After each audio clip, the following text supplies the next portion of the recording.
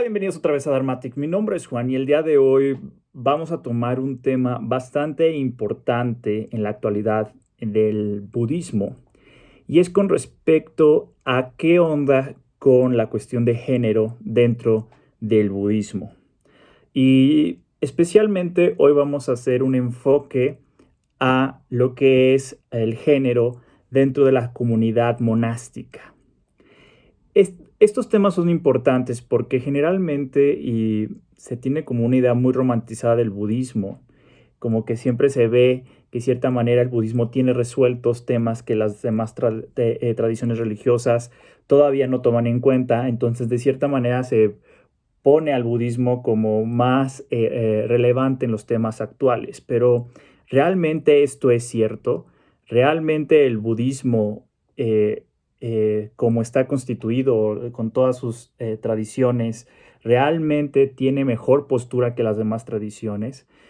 Entonces nosotros como practicantes o a final de cuentas personas que a lo mejor no son budistas pero que son afines al budismo, nos debemos de cuestionar esto porque a final de cuentas tenemos que ir nosotros como practicantes guiando poco a poco el desarrollo del Dharma, ¿no? Nosotros tenemos una oportunidad única que en Occidente es relativamente joven el Dharma, así que nosotros podemos de cierta manera contextualizar y arraigar desde nuestra cultura el aspecto del Dharma. Entonces es importante que revisemos estos temas para ver qué pasa con este tipo de situaciones. Me topé un video muy interesante en el cual me voy a basar para hacer este video. Se los voy a dejar aquí abajo en el link, espero que lo vayan a ver. Y si lo van a ver, díganle que los mandamos de Dharmatic. Este video se titula ¿Por qué aún hay discriminación por género en contextos monásticos y educativos? Esto se da dentro de la jornada de budismo y es organizado por la Coordinadora Catalana de Entidades Budistas. En esto invitaron a varios maestras y maestros, en los cuales hay una plática muy interesante entre Lama Gelogma Tsundru y Venerable Damcho. Yo soy muy fan de Venerable Damcho, sobre todo porque ella es de las monjas que se anima a hablar de estos temas, ¿no? Es una monja que tiene un espléndido proyecto que se los voy a dejar también aquí abajo. Y justamente en este diálogo que tienen estas dos maestras, hablan sobre esta situación. ¿Qué onda con el género dentro de las comunidades monásticas, ¿no? Y es evidente que sí existe un problema con respecto al rol de la mujer dentro del budismo. Yo siempre he dicho cuando me toca dar alguna exposición de que en apariencia, aunque el budismo aparentemente es muchísimo más adelantado en temas de género que otras tradiciones, aún hay mucho camino que recorrer y hay muchísimos temas pendientes. El budismo todavía se las debe a las mujeres. Y con respecto a estos problemas, nos vamos a centralizar a hablar justamente de lo que hablaron en este video. Hice unas anotaciones de los temas de puntos que dan muy interesantes, Venerable Damcho con Lama Gelogma. Entonces empiezan hablando que cuando nosotros vamos a hablar de la comunidad monástica, es obligatorio hablar del Vinaya.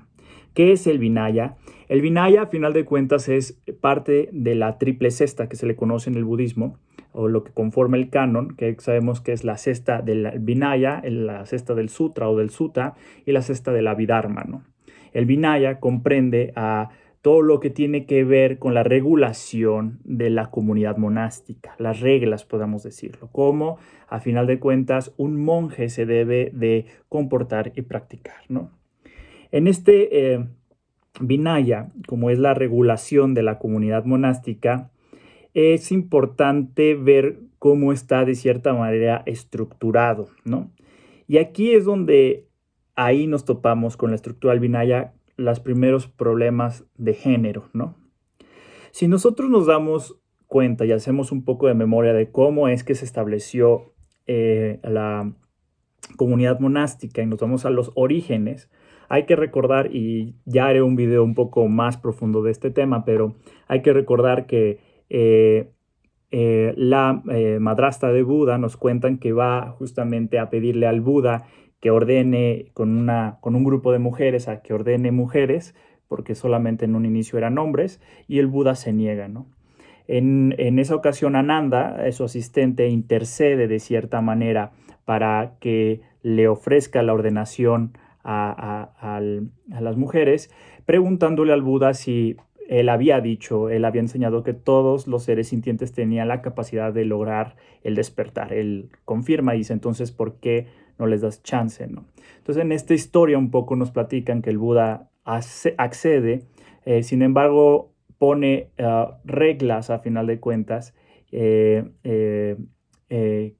van a final de cuentas a tener más reglas que los monjes, y también dice como una especie de profecía de que por el hecho de aceptar en sí a las mujeres, la vida del Dharma en esta realidad se iba a cortar, ¿no? Entonces eso es lo que tradicionalmente se platica del origen de las bhikkhusinis, como conocemos a las mendicantes, ¿no? Las monjas. Esta estructura que se da desde este inicio, claro, si lo analizamos en la época del Buda, pues que un maestro haya hecho eso era bastante adelantado a su época. Estamos hablando de hace 2550, hace 2600 años. Obviamente en ese contexto es muy relevante lo que hace el Buda, ¿no? Sin embargo, obviamente también debemos de entender el rol de la mujer que en ese momento se estaba gestando, o lo que existía o las oportunidades que tenían. Y pues obviamente las mujeres no tenían muchas oportunidades dentro de estas sociedades, ¿no? Prácticamente podían hacer o amas de casa, o estar en la casa cuidando a sus padres, o ser prostitutas, ¿no? O ser mendigas en la calle. Entonces, obviamente el hecho de que el Buda les diera esta oportunidad de congregarse en una comunidad les daba otra posibilidad de realización de la mujer y como practicante espiritual. El problema que se gesta es que justamente cuando se dan las primeras, cómo se configura las monjas y los monjes, hay ciertas pautas que ponen en desventaja a las monjas sobre los monjes. Una de las pautas que podemos escuchar hasta la actualidad, es que una monja de mayor rango, la monja de más grande rango, no puede de cierta manera o es vista como inferior al monje de menor rango. O sea, ni la monja más de grande rango es superior al monje de menor rango, ¿no? Y esto, a final de cuentas, hace que permee una desigualdad, ¿no? Es importante también entender que de cierta manera estas pautas a lo mejor en un inicio fueron puestas para evitar como cierta crítica o ataque directamente a las instituciones que el Buda, bueno, a la comunidad monástica, ¿no? Obviamente eran sociedades muy cerradas, entonces el hecho de que se pusiera a la monja en subordinación al hombre permitía de cierta manera que existiera esta comunidad de monjas, ¿no? Entonces es contextual, ¿no? También otra de las pautas que hasta en la actualidad se sigue de cierta manera perpetrando es que una monja completamente ordenada no puede criticar a los monjes completamente ordenados. O sea, no les puede señalar, por ejemplo, alguna falta o no sé, algo que haya dicho mal o algo así. La monja no puede, con un monje ordenado, señalarle esta falta. Sin embargo, los monjes ordenados sí pueden señalarle a las monjas, ¿no? Otra de las pautas que podemos ver es que, por ejemplo, una monja, cuando llega un monje, ésta se tiene que levantar de su lugar y saludar de forma correcta, inclinarse frente al monje. Pero esto no es igual cuando sucede al revés, cuando un monje está ahí y una monja llega. El monje no está obligado a hacer este tipo de gestos, ¿no? Entonces es importante que nosotros observemos que esas reglas se han perpetuado hasta la actualidad, siguen siendo vigentes en muchos contextos. Hay que entender que el Vinaya se fue constituyendo conforme la comunidad monástica se fue desarrollando. Entre más complejo y más grande se fue haciendo la comunidad monástica, el Buda, de cierta manera, iba poniendo ciertos reglamentos y ciertos lineamientos, ¿no? ¿Esto qué quiere decir? Que el Vinaya siempre fue cambiante, siempre fue en contexto, ¿no?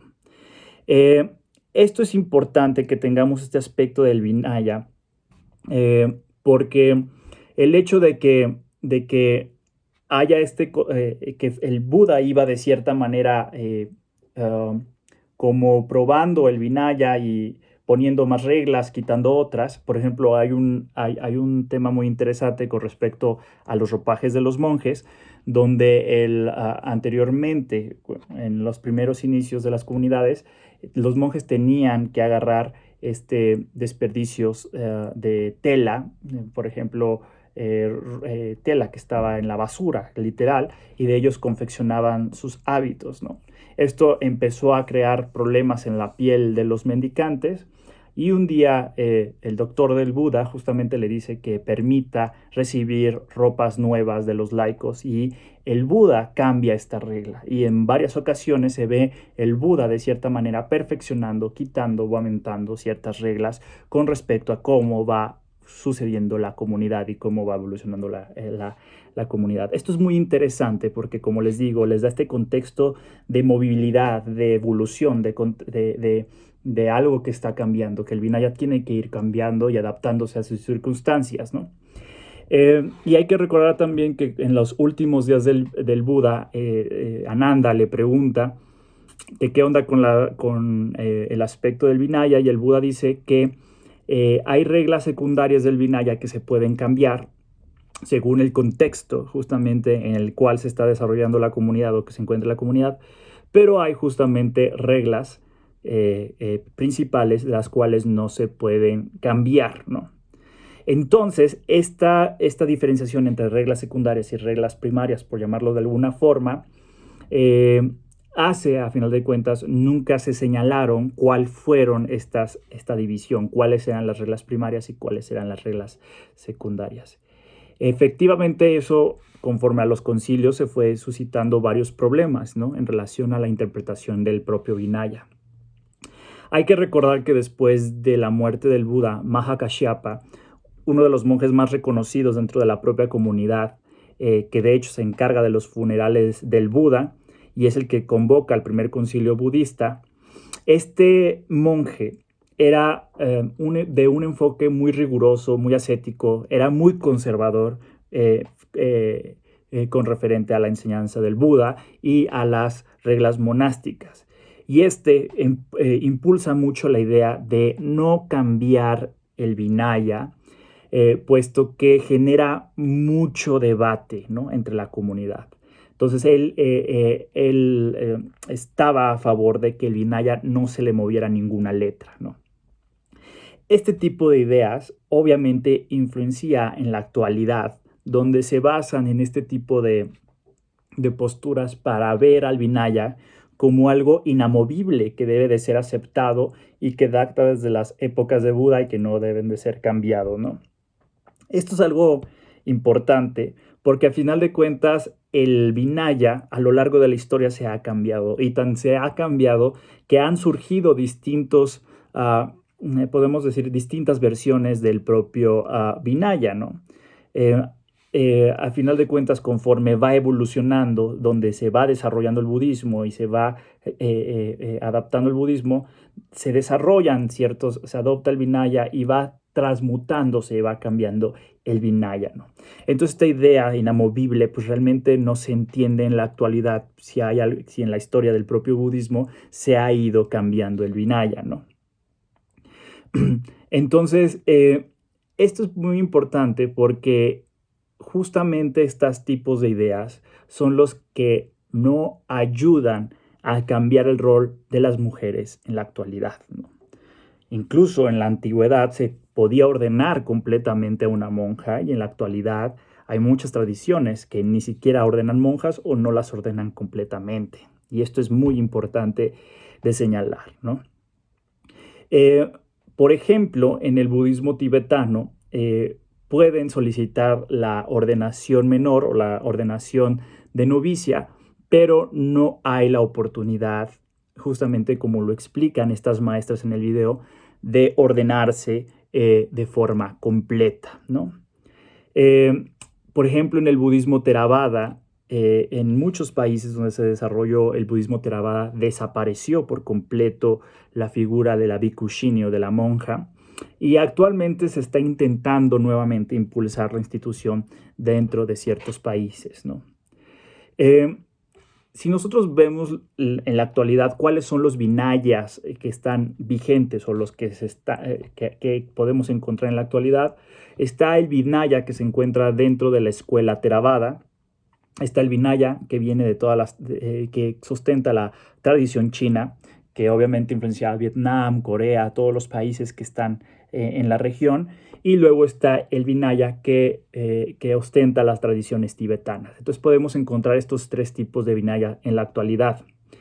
Es muy importante porque si nosotros observamos, por ejemplo, el budismo chino, y cómo se lleva a través del budismo chino y todos los budismos que fueron influenciados gracias a la tradición china, que ostentan este vinaya, desde un inicio se tuvo el interés de traer monjas completamente ordenadas para que fundaran justamente esta figura dentro de esta tradición. Entonces, nosotros nos podemos dar cuenta que en la actualidad todavía existe eso, y de hecho es gracias a estas escuelas que las monjas se pueden ordenar completamente. Estas escuelas sí poseen la ordenación completa en comparación a las otras tradiciones. Por ejemplo, en el budismo Theravada, justamente se está tratando de impulsar este proceso de restablecer la institución de monjas. Según, por ejemplo, el Vinaya, hay ciertos métodos que se pueden hacer para establecer una comunidad de monjas. Actualmente, el linaje que se está impulsando dentro de las comunidades Theravada de monjas es importado de las tradiciones chinas, y que, pues, obviamente se ha encontrado muchísima resistencia de algunos sectores de la población de estos países budistas para que exista esta organización de monjas. Hay incluso países, y esto es muy, muy alarmante, hay incluso países donde es ilegal decir que eres una monja, si eres mujer, decir que eres una monja completamente ordenada. Por ejemplo, aquí Venerable Damcho platica del caso de una monja en Burma justamente fue arrestada por ser una monja y decir que era una monja completamente ordenada. Para que saliera de la cárcel la condicionaron a que tenía que firmar diciendo que ella sostenía que no era una monja ordenada completamente, y su maestra le dijo que sí, que firmara, o sea, que prácticamente eso no tenía validez, que firmara para que la dejaran libre, y esta monja tuvo que salir de su país para poder ser una monja. Y esto es gravísimo, y a final de cuentas nos señalan el nivel de problema que hay dentro de las tradiciones budistas con respecto a temas de género. Y esto es muy importante, y aquí Venerable Damcho da una frase Venerable Lama Tsundru da una frase justamente del Buda, donde justamente lo toma de esta parte donde ordena a las monjas, donde el Buda dice: monjes, os dejo la obligación de ordenar bhikkhusinis. O sea, imagínense, hay una instrucción directa del monja que pues no han cumplido el patriarcado budista, ¿no? A final de cuentas, sí que se ha hecho que se haga un patriarcado dentro del budismo. Hay muchas monjas, desgraciadamente, que no se dan cuenta de esta situación o viven como una especie de negación, ¿no? Hay una manipulación dentro de estos círculos de monjas y de monjes, donde le dicen a las monjas, o donde tratan de establecer esta idea que la monja debe de ser humilde, de bajo perfil, y bajo estos argumentos mantienen a las monjas ordenadas menormente o bajo simplemente con el hecho de novicias, ¿no? Y aquí es muy importante prestar mucha atención, porque aquí podemos ver cómo se reproducen estos métodos de desigualdad de género dentro de las comunidades budistas, ¿no? que muchas veces es difícil de palpar, ¿no? Muchas veces pensamos que el budismo todo es amor y que todo está bien y toda esa cuestión, pero es importante observar que sí existen estos métodos de desigualdad de género dentro del budismo. Normalizar, por ejemplo, que las monjas sean dependientes de los monjes y que acepten su rol. Eso es prácticamente algo que impulsa esta idea, ¿no? Tratar de que la monja siempre busque estar por debajo del monje. Esto no solamente lo dice Venerable Damcho, que no se ve solamente en la comunidad monástica. Ella ha tenido oportunidad de estar en muchos centros de Dharma. También dice que incluso dentro de las comunidades de laicos se da todavía este tipo de jerarquías, donde si hay un hombre, por ejemplo, sigue siendo muy normal que el hombre tome el liderazgo frente a una mujer, ¿no? Entonces pero pues generalmente nosotros siendo laicos como que negamos o tenemos ese punto ciego y decimos que no, que solamente pasa con las monjas, acá en los laicos no pasa. Y dice Venerable Damcho que claro que hay también dentro de las comunidades laicas también esta visión de desigualdad, ¿no? Y aquí es algo importante porque nos hablan las maestras que aquí hay una doble trampa con respecto al rol de la monja, ¿no? Por una parte, le dicen que las monjas con buenas cualidades se deben de mantener en este segundo lugar, ¿no? En esta humildad, ¿no? Una buena monja debe de ser humilde, complaciente, amable, servicial. Y estas cualidades no, de cierta manera, no ayudan a proporcionar el estereotipo de estas cualidades, no ayudan a poder evidenciar este efecto que hay del sistema que a final de cuentas oprime a las monjas, ¿no? A las monjas se les vende la idea de que este es el ideal de la monja, ¿no?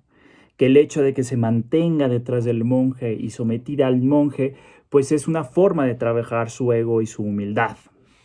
Si una monja, por ejemplo, habla por los derechos de las demás monjas y de sus propios derechos, le etiquetan de mala monja o de monja conflictiva, ¿no? Y siempre estas etiquetas salen a relucir con las monjas que se atrevan a señalar o a levantar la voz. Además, también hay un tema que a mí me tocó también experimentar dentro de los círculos budistas, que es la ferviente valorización de la armonización dentro de la sangha, ¿no? El entorno de la sangha, el entorno de la comunidad monástica, el entorno de la comunidad budista debe de ser armónica.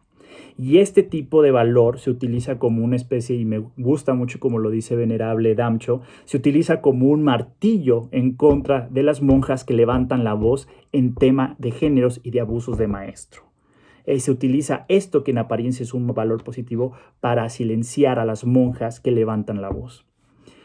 Bajo este concepto de armonía, se usa en contra de todo reclamo o levantamiento de voz en contra de las desigualdades de abuso, ¿no?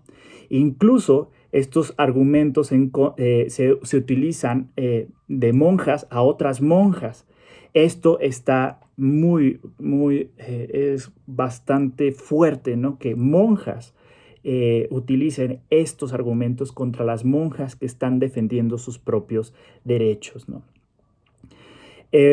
Hay ciertas creencias que incluso dentro del budismo, pero en especial en el budismo tibetano, donde se utilizan estas creencias para perpetuar este tipo de sistemas desiguales. Por ejemplo, una de las creencias, que esto es en general el budismo, se dice y se sostiene que cuando uno crea un sismo en la sangha, la separación de la sangha, es lo peor que puedes hacer. Son prácticamente las acciones que te llevan directamente al infierno, ¿no? Y luego hay una segunda creencia peculiar del budismo tibetano, donde hay justamente, como es de prácticas de Vajrayana, pues la imagen del maestro es muy importante. Entonces se dice que si uno crea discordia dentro del grupo del maestro, uno acorta la vida de su maestro, ¿no?